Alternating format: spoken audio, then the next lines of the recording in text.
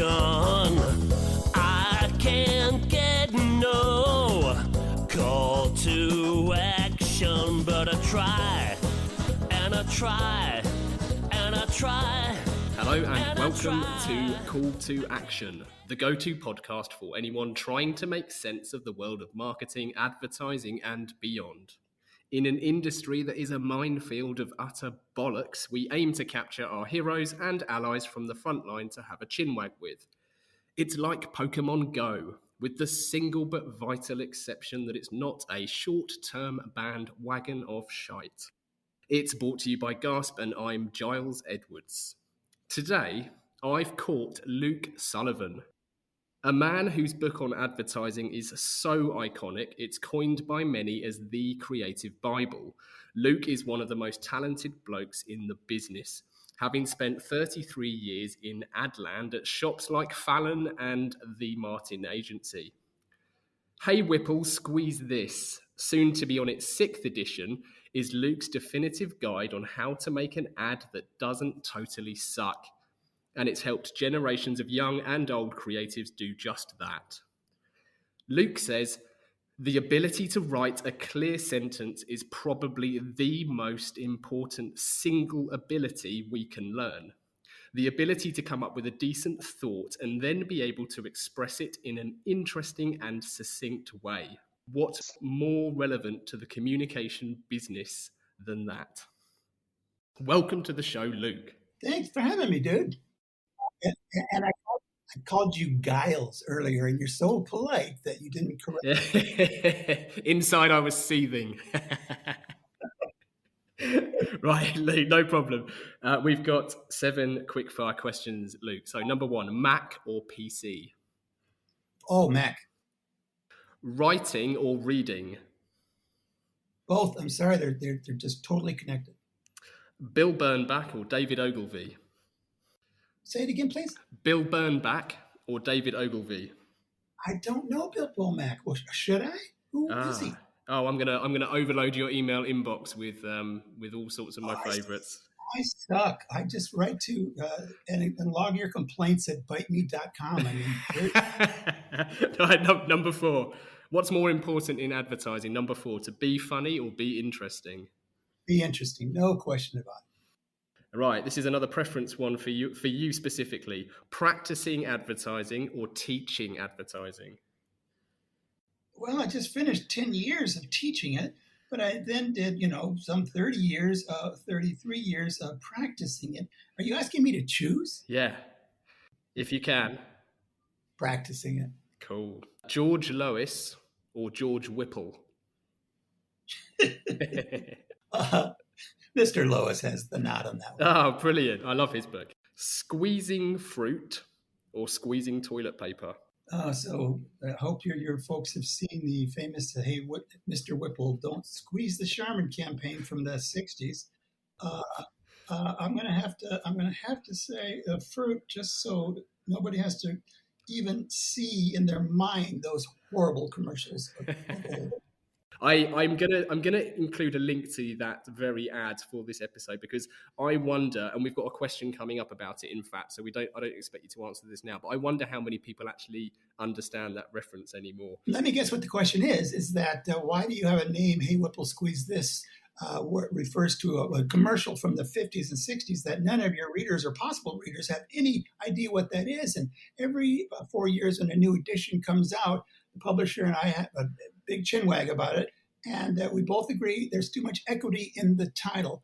The first 3 pages explain why Mr. Whipple, why it was such a horrible campaign and why it was so successful. And the reason why it was so successful is they spent $1 trillion on it. So the question then becomes, so the whole book is, why do anything creative when all you have to have is $1 trillion and you can just hammer your way to first place as Charmin did over Scott's toilet paper?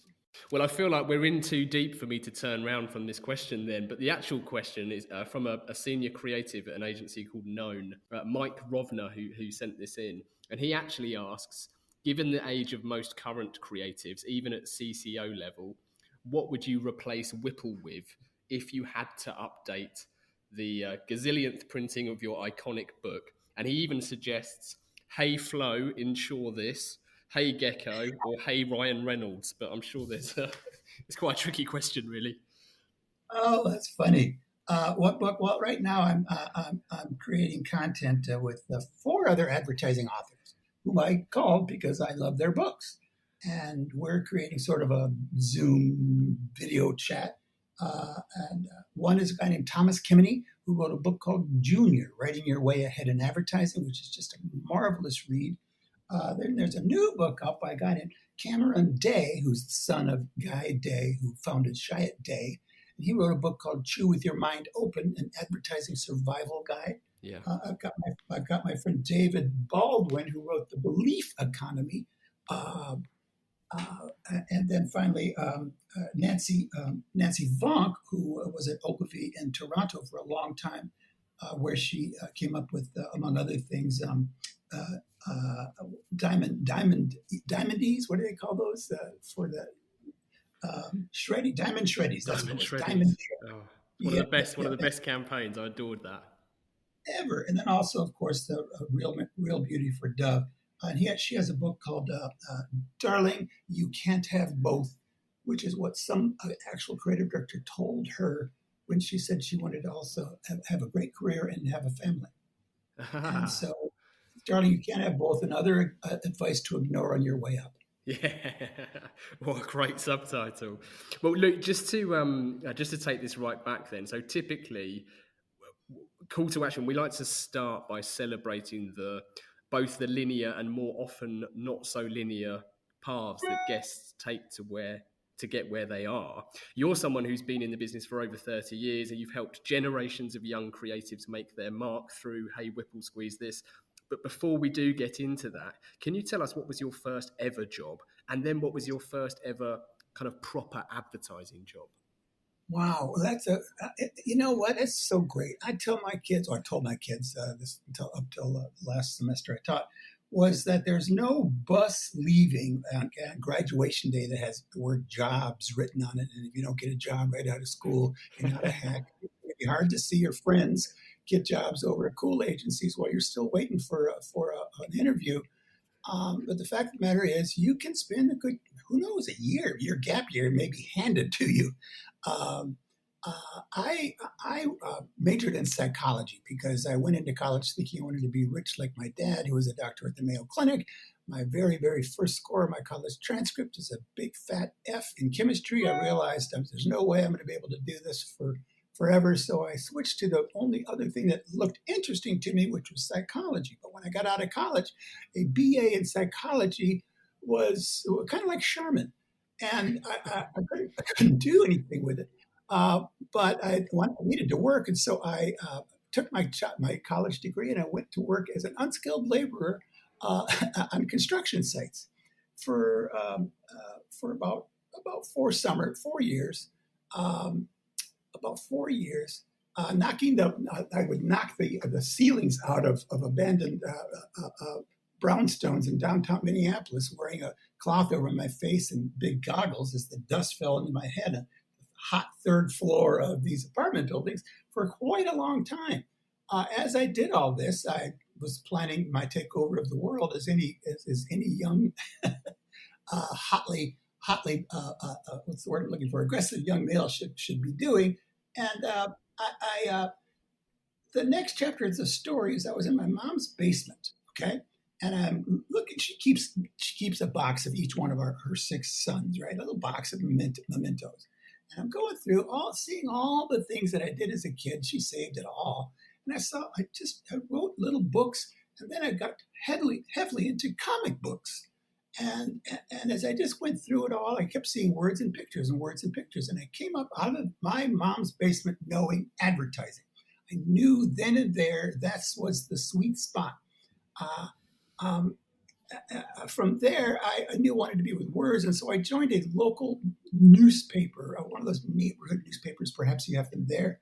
And I was the editor of that. And I got to sell the ads and had to write the stories. I had to do it all. And when I started putting together these little ads, I said, this is fun. And from there, before I got into the business, I went to a department store downtown, the advertising department, where I was the typesetter working on the new Photomatic photo typeset or whatever it was called. And it was there that I finally got a call after harassing him from Tom McGilligan. Luke, this is Tom McGilligan. I just about dropped my blob. That's really nice. I love your bus analogy there. And I love that increasingly as I talk to people like yourself, that people so rarely take the short route into advertising. It's often very, very scenic. Yeah, it is. A lot of us are, we're the island of misfit toys. You've probably heard that. We are. It's a lot of people come into advertising who didn't train in it, didn't do anything with it. A lot of agencies kind of like that in their recruits. They don't have to unlearn anything about advertising. Yeah, but the thing is, you learn so much on those scenic routes that you then bring to the game, which I think lots of people miss out on if they go direct. So then we're going to leap forward a few decades here. But at what stage were you inspired to write Hey Whipple, Squeeze This? How did that come about? Because you would have gone into agencies. How did you first find that in agencies? And then what led you to put everything you knew in this book? I was asked when I was a kind of a mid-level, I was always mid-level at Fallon, when I was asked at Fallon to go give a speech at the Portfolio Center in Atlanta, USA. And I'd seen other speeches by other agency people, ours and others.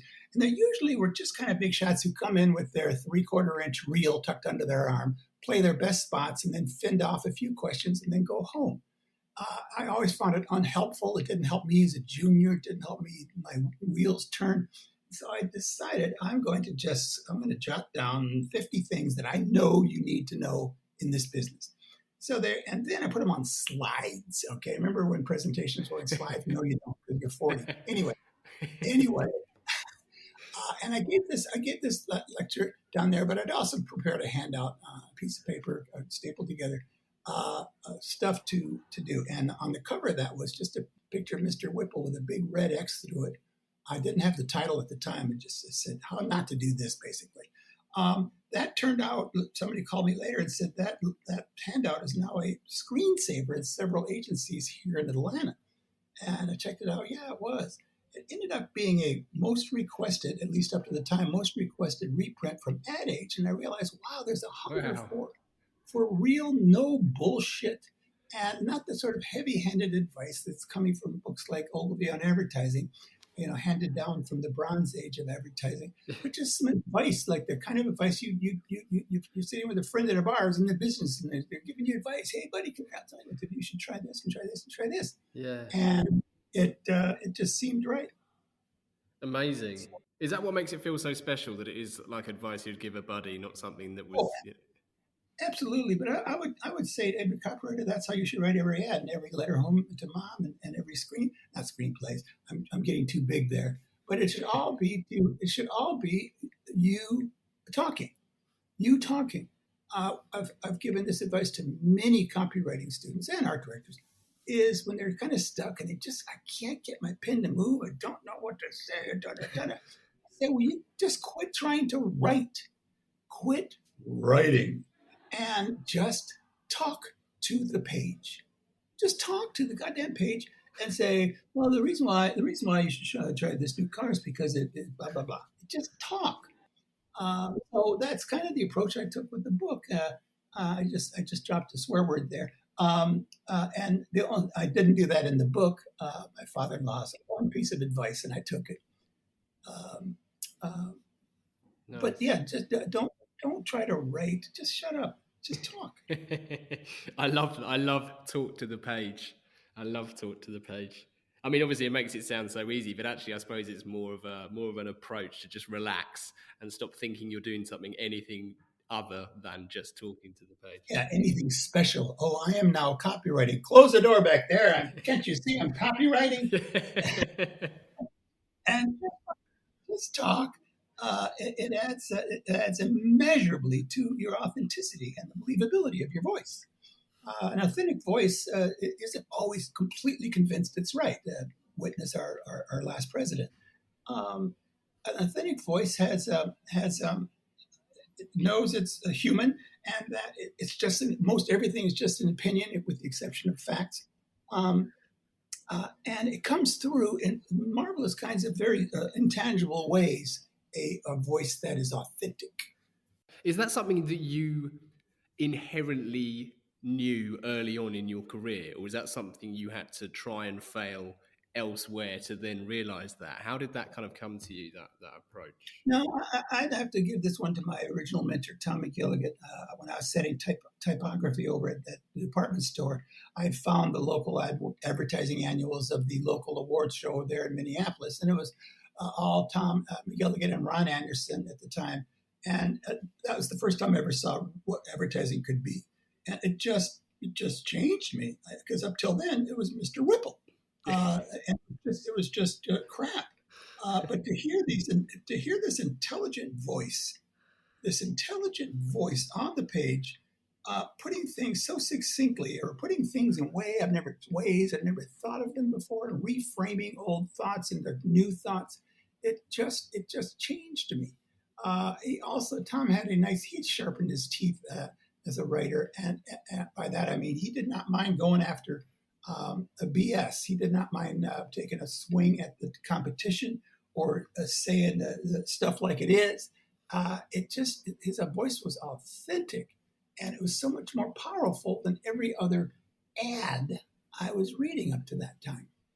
As you know, we have invited listener questions, as we always do with all our episodes, but we actually had a record amount submitted for this episode. So I'm actually going to weave quite a few in as we talk naturally, so that I can stick to only having the official 2 that we usually have at the end of the episode.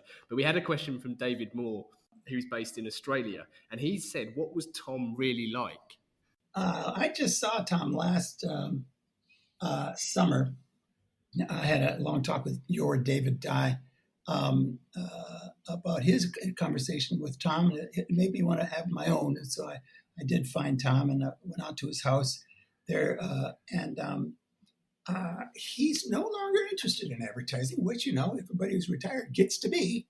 And he gave me, in his first years out of the business, he learned how to be a very good, I guess you call it potter, clay, making clay things, when he was living in Hawaii. And I just about tipped over when he gave me and signed my own flower vase.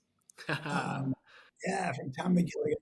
What he was like then was very soft-spoken, but he could laugh. He could get a huge belly laugh going, and I loved doing that. If I may not have been good at writing back when he first hired me, but I could get him going pretty well. And he just loved to laugh. He wasn't at least to me, he was never brutal. He would just wrinkle his nose and say, I think you ought to keep working, or this isn't it.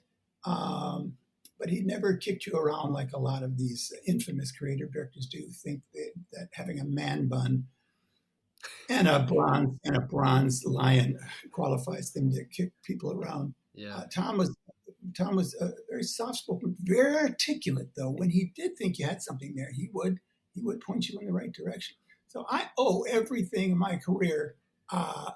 It started with Tom McGilligan, and eventually worked at his agency after he was no longer there. I didn't go follow him from Bozell, where he was and I was, to Fallon, but I did end up working at Fallon years after he'd gone.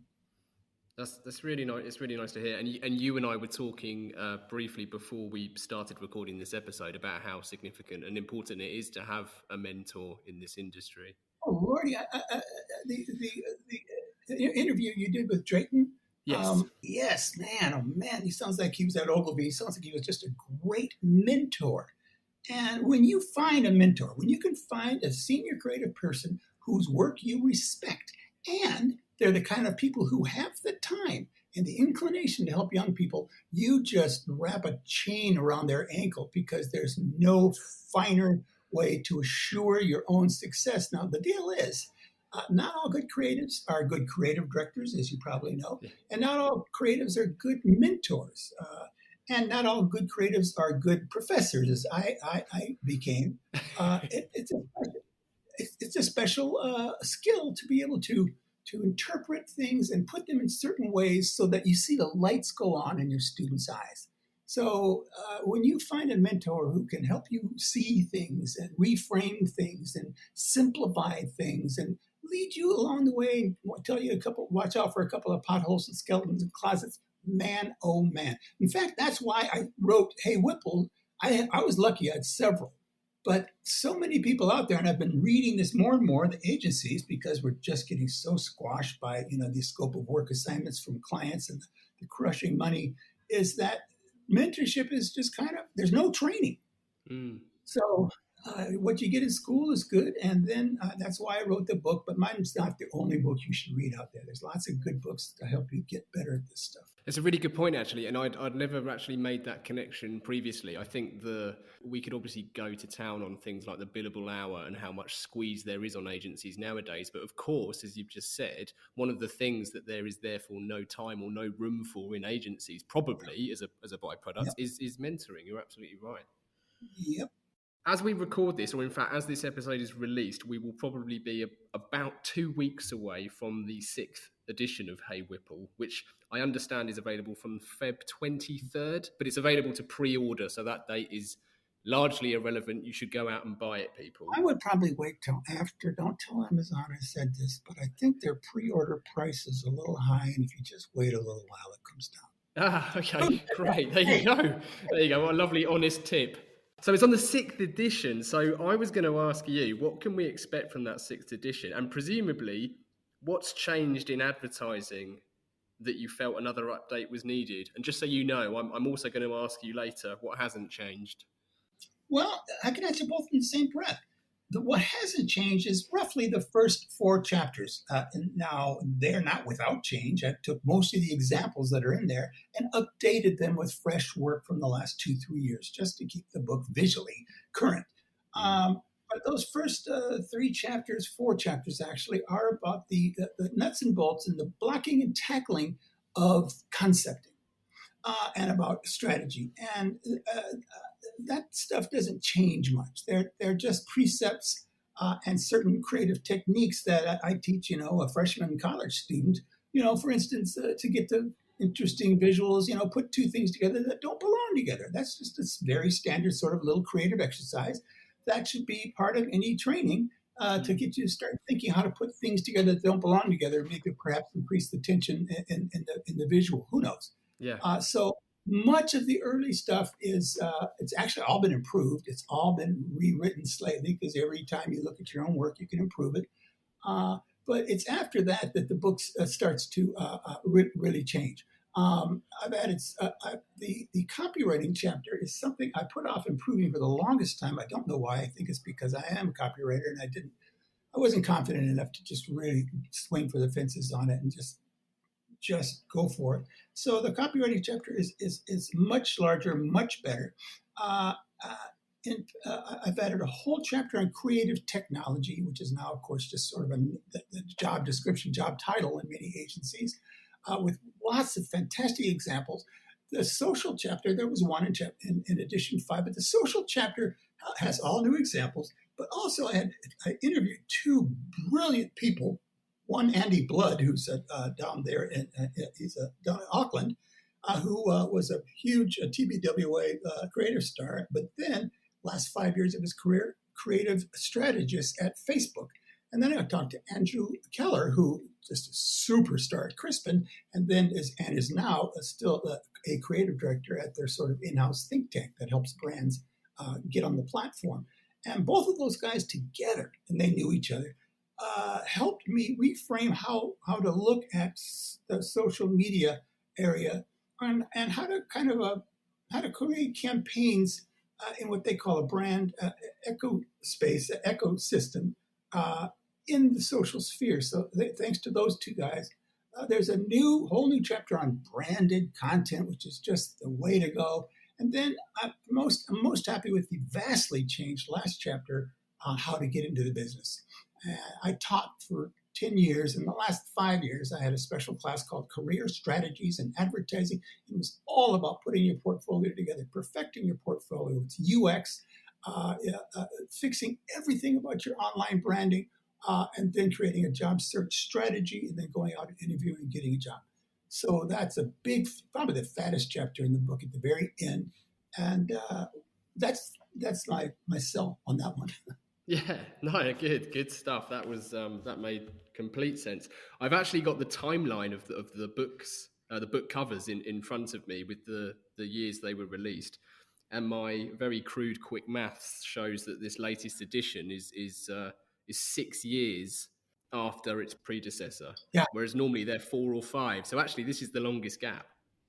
it is the longest gap. I was teaching, and I just enjoyed the hell out of teaching. God, I loved it, and that's why I first wrote the book. The book is about teaching, passing on stuff that you know, and all the stuff in the book. By the way, I might have thought of some of it, but all of it's just stolen from stolen. Hey, that's smart. Can I use it? Yep. Yeah. And so it's just everything I heard and found along the way to help students improve their game and get into this cool business. Very cool. Well, can I ask you to put your professor hat on just for this question then? Because you Sure. mentioned there about having that kind of visual tension, and I wanted to talk to you about leveraging conflict and tension to get to better ideas, because that's something that I remember from the book, and I know it's something that you talk about really well. So can you explain what you kind of mean by that and how that helps your creativity? Absolutely. Clearly, you read the book. That's in the 5th edition as well. It's also in the 6th. This idea of using, I call it, and it's a speech that I give, a presentation, a webinar, a seminar I give, even to agencies in the UK, by the way. It's called Leveraging Tension to Create Brand Narratives. And the fact of the matter is this, and let's include a little video that we'll put in the links to you that sums up this whole presentation in 4 minutes. But the idea is this: all narrative, whether it's a brand narrative or a fairy tale or a comic book or a sitcom or a movie, is based on conflict. And I don't just mean wars and gun battles. A rom-com, boy meets girl, boy loses girl, that's conflict. What I settle on in this presentation is not so much conflict or tension as opposing energies. So I suggest suggest this to anybody who's just staring at the blank page and having a little trouble getting a narrative going, is to, of course, look hard at your brand, look hard at your customer, look hard at your brand category, look hard at the culture, and search for conflicts or opposing energies in and around your brand or your customer's life that are relevant to your brand. And as you start making this list of just pluses and minuses, what you're identifying is antagonists and protagonists. Now, half of them aren't going to be useful at all, but you'll be surprised, especially when you get to cultural conflicts, how you can tie your brand right into the middle of culture when you can place it on top of a sort of a tectonic plate where these opposing energies are grinding together. It sort of powers the campaign. So what happens at those points of energy is story. And story just bursts out of it when you have a protagonist and an antagonist. It's a great way, even if you're looking at just a stupid brief for a banner ad, I don't care, whatever you got, it'll help you get to a story, however big or small. But you'll have something where 2 characters or 2 events or 2 things or 2 energies appear on the stage, and maybe one's your customer, maybe one's not your non-customer, maybe one's your brand or their brand, who knows what it is. But something happens. Otherwise, you're just doing an observation. Oh, this brand is less salt than the other one. Shut up, it's boring. Time, weather, and... We interrupt this podcast to announce that we will never interrupt this podcast with ads. Ads that awkwardly nudge you to contact the pod's host Giles Edwards on 01189 952 007. Only the other day, some pod listening companies did just that, calling for guidance on strategy and brand identity. But we're definitely not asking you to do that. Nope. Anyway, back to the show. I did not have sexual relations with that woman. Yeah, of course you didn't, Bill. In fact, there's a quote of Here we go. viewers where you've spoken about this before, and I love it. You say creativity happens in response to a problem, not a solution. And I think that last comment you made about the solution, this thing is softer than this competitor. I mean, who gives a shit? Like, give me something interesting that's going to stick. No kidding. And that's in that little video, which we'll put in the links. It describes that is that most creative briefs provide a solution. And providing a solution is like cutting to the end of the movie where everything's fine. And nobody, if you were 2 hours late to a movie, would you go in for the last 5 minutes? Of course not. It's not interesting. It's why policemen say, move along, nothing to see here. There's nothing to see there. They cleared it all away. It's just the end of the happy movie. Nobody cares. I know, and it's partly because of what you've just been saying for the last few minutes in our quick fires when you answered that it's important to be interesting. Yes. I recorded an episode with Richard Huntington, who, to my mind, is one of the smartest people in the game in the UK. He's the CEO of Saatchi and Saatchi's at the moment, and he basically says, I'm not gonna do his quote any credit here because I'm probably going to say it slightly wrong, but it's better to be interesting and wrong than it is to be right and boring. If we didn't have Trump in the world and the lack of reality in most journalism, I'd agree with that. No, yeah. I think he means in terms of an objective to get the customer's attention. But yeah, no, you're right to put that caveat on it. Sure he does. Yes. No. You mentioned also, though, when it comes to teaching, which obviously you enjoyed so much, that you no longer do that. So you're not currently a professor, is that right? That's correct. I was a professor and I wanted to continue being a professor, but the school where I was teaching, Savannah College of Art and Design, a school where kids still get a great education to this day, but I always had differences with the management. They value money more than students or the faculty for that matter. And they did do the shutdown like most colleges did. And we were all teaching remotely. That's fine. But they decided they didn't like the optics of having no classes open. So they started to force professors back into the on-ground classroom setting. And I said no. And they said yes. And I said no, I'm not going to risk my life, however much I love my students. And they called that breach of contract, forced me to resign and then fined me $5,000. So screw SCAD, but there's the students who are still there. Because of the professors, you are getting a good education. Wow. It's just in spite of the people who run it. Yeah.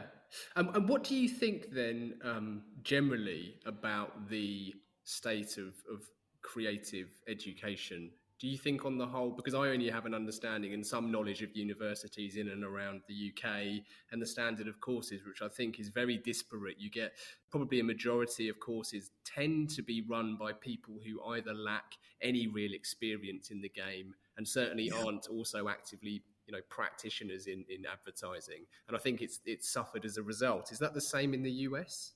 Yeah, it is the same. There are a couple of great go-to places. I did a little research before the 6th edition on your neck of the woods, and people seem to like School of Communication Arts 2.0. It's not a degree, which is kind of a good thing because you don't need 4 years and a degree to get a great portfolio together.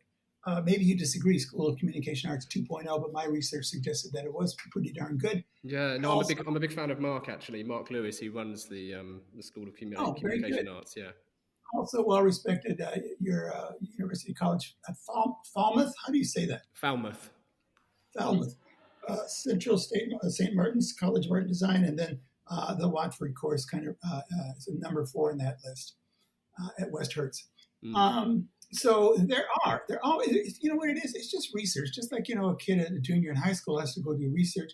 If you look in the right places, you can find somebody telling you what they think the best places are. I did that in Europe. I looked up the best ones in Europe and talked to people in Europe. What's your opinions? I had friends in Sweden and friends in India, and I managed to put together a very, very short list. Here in America, there's also a number of places, even the occasional normal university like Syracuse has a pretty great program, and the University of Texas, Austin, pretty darn good. And Deborah Morrison out at University of Oregon in Eugene, Oregon, pretty great. And then there are these portfolio-only schools, which may appeal to many of your peeps because they don't want to spend 4 years chasing a degree. Most of these portfolio schools are 2 years. And the fact of the matter is, it's not a degree you're getting a portfolio. And so as soon as you think your portfolio is ready, you can yank the cord and jump. Yeah. I just say, it's in the back of Hey Whipple, last chapter. Just a little research you'll start to hear the same names bubble up again and again. And like you said, some some great creatives end up being really crappy teachers. Even at some of these good schools, I'm sure they have some really great creatives who get up in front of the class and just put everybody to sleep because they don't know how to sell themselves or sell this industry or sell ideas or sell possibility or sell the explosive, the leverage we have when we use the concepting and the power of technology to just make ideas go nuclear. And when you can get the lights go on in their eyes with all the energy and possibility, that's really the difference between teaching and just reading from a book. Absolutely. Well, I'll also add, I'll just give a quick shout out to the University of Lincoln, who have one of my good mates, Andrew Bolton, is a copywriting and creative writing lecturer there, as is Giles Lingwood, both fantastic copywriters. I know, Giles. I'm making notes because there's always reprints of the editions. This is Lincoln. Yeah, the University of Lincoln. So Giles wrote Read Me. Oh, yes, that's how I know it. I read that. I loved it. Yeah. And Andrew wrote Copywriting Is. Yes, I know both of those guys. I own both of those books. So if they're both there, that cannot suck very bad. No, it doesn't. No. Yeah. No, not at Good. all. Not at all. Wonderful. I've got, well, as I said earlier, I've got hundreds of listener questions, but I'm going to put two to you if I can. Asking the general public for their opinion, be it on Brexit or boat names, is notoriously fraught with danger. But that's not stopped us asking. So we have two. The first one is from Caroline Barkley, and she is a brilliant copywriter, very witty writer, based in Adelaide, I believe. And she says, if Mr. Whipple was a, quote, bad idea, but sold lots of charming toilet paper, what makes an idea good? Oh, that's a really, really smart, great question and very hard to answer. Yeah. I'll buy you some time, actually, Luke, because you did say at the start that they spent trillions, they spent a hell of a wedge on it. So maybe that helped. Well, maybe I'll just simplify it instead of trying to give an all-encompassing answer that just solves all questions and makes all the reporters in the room leave. I'll just throw out this first one. If you saw or heard or walked past this idea, would you share it? To me, that does solve a lot of things. Number one, it just brings in the whole social world. But what it says is that I will share things. I will not share an ad. Now, I might share a really great TV commercial that just rocks. But overall, what we share is interesting things. I would not send I wouldn't send a salesman over to my buddy's house because even if I knew they were looking for that thing, why? I'm just not going to send them some horrible ad that says, oh, I heard you're looking for a car. Look at this horrible car commercial. If I see something that makes me go, well, grind with envy, that's another thing, but that's just an in-house sort of response, advertising response. I say a good idea is one that people find interesting. And I won't even say customers find interesting, because branded content, at the heart of branded content, is that you've come up with something so interesting that it's interesting even to people who don't need your brand. It's just cool. I mentioned Andrew Essex's book, The End of Advertising. He put it very well. He said the Lego movie was, I happen to love the Lego movie. It's about 10 years old now. And he said the Guardian's film critic called it not a great film, but a brilliant commercial. And it was. And that's branded content at its core because it's interesting in and of itself, regardless of whether I have a kid or I'm into Legos myself. Yeah. If something is interesting to anybody, they're more likely to share it. And when it hits the people who are into that thing, of course, it's going to resonate much higher. So yeah, I'm going to stick with that answer. Is the idea good enough to share? Yeah, good answer. Well, you've just jogged my memory when you mentioned the film critics. I don't know if you ever saw the movie version of Cats, which got so slated, but one of the UK reporters or critics, said the worst thing to happen to cats since dogs. Oh, Lordy. Question 2 is from David Moore. who's also based in Australia. He's asked a question, and I'm interested to know your answer. He says, "What is the value of advertising awards?" I grew up on them. Okay, so you're talking to an old guy. I grew up on them. I just recently finished scanning every page of and then giving away to my students 40 years worth of one-show annuals and CA annuals, and I didn't have as many D&AD annuals in my collection there. But Tom McGilligan, when he hired me, he handed me his stack of one show, and he called them the Graduate School of Advertising. He put me on he didn't have work for me the first month I was there, but he knew this big ugly job order was coming that he wanted to give to a junior. And he said, read these, read them all. And by reading them all, he meant read the body copy, learn who the writers are, who the agencies are, who the art directors are, study the architecture of all the ideas, read the scripts, learn.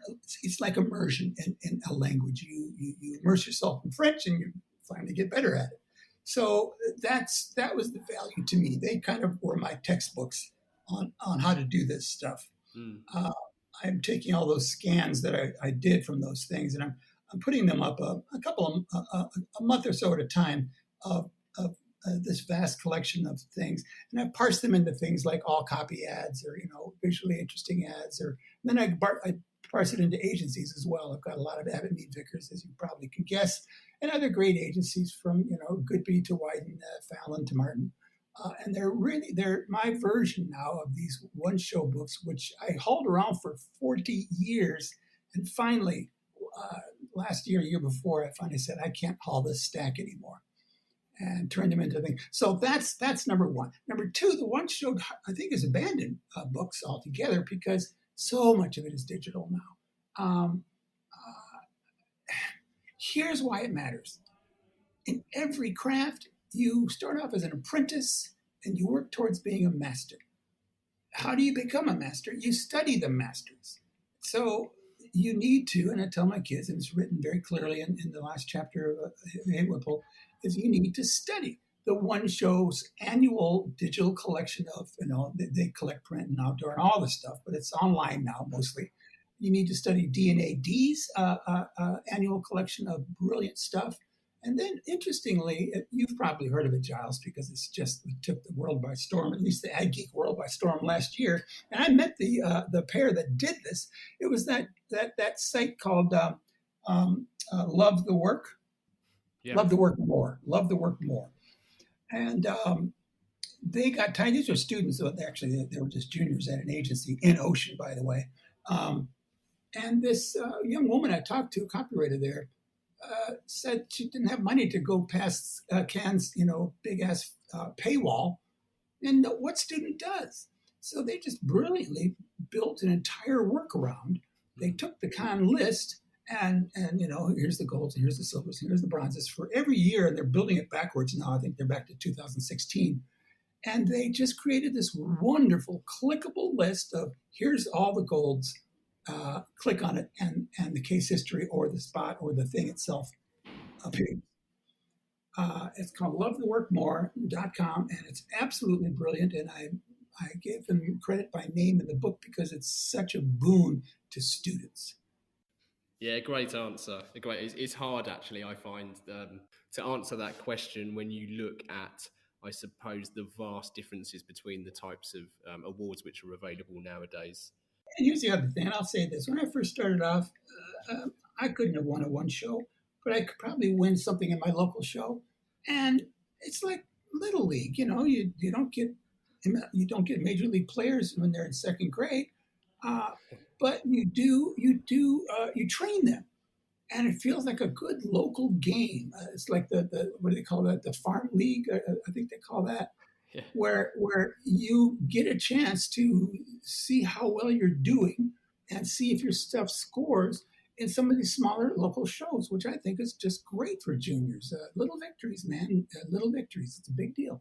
Very good. Right, so the final part of the interview, Luke, is our 4 pertinent posers that we put to all of our guests. Starting with number 1, what advice would you give to your younger self? As a recovering alcoholic, an addict, I would have said, go to treatment, you douchebag. um, but that aside, it took me a long time to face down that dragon. But even had I not had that problem with me, I was too full of myself, as many young people are. They're just all energy and vector, no direction. They're just blowing up with ideas, and they just want to start impressing their fingerprint on the world of creativity or advertising. Yeah. And they're usually, as most young people are, they're sort of anti-authoritarian because they've seen so much bullshit. They just say, no, we got to do it a new way. And so I was the same way. I was no different. And I came in pretty sure that I was God's gift to advertising. And that wasn't that bad. But I didn't listen enough. Yeah. I didn't listen enough. I listened just enough to not suck and throw my entire career away. But had I listened more than I did, because I had these fantastic mentors, and I wished I'd just listened. And I don't just mean my creative mentors. I wished I'd listened to account people and to strategists and the people who knew more than I did about any given subject, but I was just too headstrong. The fact of the matter is, we get better by listening. We get better by listening. And so I wished I'd done that from the get-go, but I didn't. And it took me a long time to eat my humble pie or humble crow, whatever that saying is, and get my shit together. Yeah. Well, you say it took you a long time, but I would suggest there's people out there who've had their entire career and never really realised that what's the saying? There's a reason we've got two ears and one mouth. Yep. Yeah, right. Great advice. Number 2, if you could banish one thing from the industry, what would it be and why? Oh, come on. Everybody's going to answer the same thing. If they don't, anybody who answers this with any other answer than what I'm about to give you, just kick them off the show. Right? If the correct answer is new business pitches. New business pitches are a bane on the agency business. And I can't think of any other business industry where businesses are just told to give their ideas away to create the best thing they can in 2.5 or 3 weeks. It's just horrible and wrong. And I don't know what the answer is, because anytime, even if you get 5 great agencies saying we're not going to pitch business anymore, well, all the runners up are just going to pitch their asses off and do an end around it. Well, I'm delighted you said that, Luke, because it's something that I rant about very regularly. In fact, as we record this, a very, very smart finance chap called Tom Lewis in the UK has shared a collection of research that he's done that I was fortunate enough to participate in. I'm one of 6 agencies who've contributed to this new business piece, and it's all about how to win business better, i.e. by never giving away any of your time, never giving away your ideas. And in fact, one of the points I made in this pamphlet, this piece, it was that we've actually won pitches by refusing to pitch. And you either, what I find is you either end a really bad conversation or you start a really good one when you stand up for the value that your agency offers. Wow, that's really great. And this smart friend of yours sounds like he's doing it the right way. He's talking to clients the way clients hear. It's very evidence-based, very strategic, and not just sort of the whining, which is what I did most of my life about. Yeah, well, me too. But the depressing reality, Luke, I think we are episode 80 of Call to Action, and I'm pretty sure that's never come up. So I'm going to have to bin the last 79 episodes. Yes, just go tell them that I gave the correct answer. Yeah, you win that question. Number 3, are there any books that you would recommend to our listeners, aside from yours, which we will link into? I mentioned them earlier in the broadcast when I talked about other books. You remember I mentioned Junior by Thomas Kimeny. So earlier in the broadcast, I think but you could cut this part and we don't need it. Yeah, we'll link to all of those books that you mentioned. Absolutely. Yeah. And then number 4, Luke, is we always dedicate every episode to someone, and we bestow that honour to our guest who has to give the reason why. So would you kindly do the honours? Lordy, I love that tradition. I think it's really great. And just last week, one of my very best childhood friends died. His name was Tim Desley. when we were kids, my little brother and me made, back then we were just making silly videos. We were making what you would now call today content. We just had a camera, and we bent Mom's ear to buy us undeveloped 50-foot reels of Kodak film, and we loved doing film tricks and making shit disappear, going backwards, and we did a lot of very silly things. And maybe 4 years running, we did this, and I realized he was my creative partner. Early before I knew what creative partners were. Well, I guess I did know John Lennon and Paul McCartney, the best in the history of partners, but he was my first creative partner. I did other creative things, but they were solitary acts, like painting and writing. But here, it was just a joy to work with Tim and my little brother Colin, and we would make the silliest things imaginable. And so it's with a thanks and a hat tip to my old friend Tim Desley, just passed away last week, that I dedicate the episode. Well, that's a wonderful dedication, Luke. This episode is very proudly dedicated to Tim Desley. As a final call to action, then, everyone listening can head over to the episode. All of the links that we've touched on will be shared, especially where you can pre-order the 6th edition of Hey Whipple. In fact, no, don't pre-order it, as Luke says. Wait a few weeks and you'll save a few quid. How else can our listeners get more Luke Sullivan? Well, I just redid my website, where I'm uploading, like, for instance, the first bunch of ads scanned from my year's award annuals, the copy-driven ads.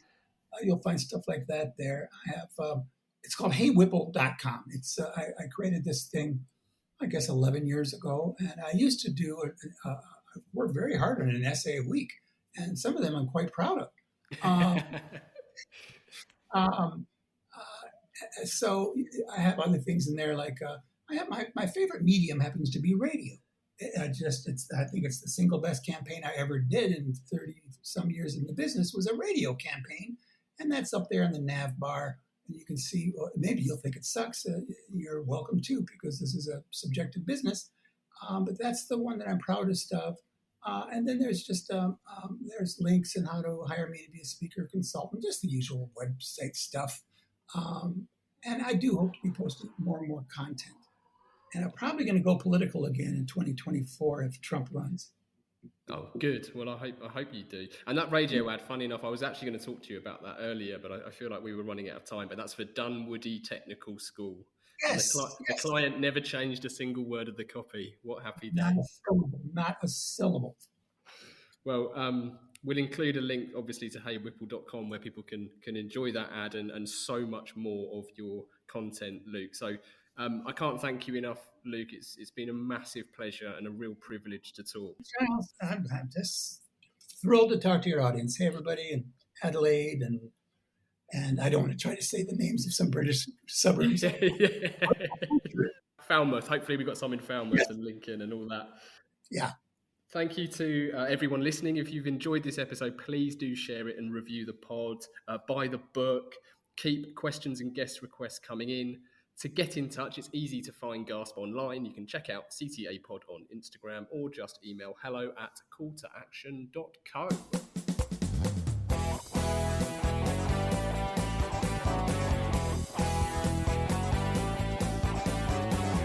I can't get no call to action. I can't get no call to action, but I try, and I try, and I try, and I try.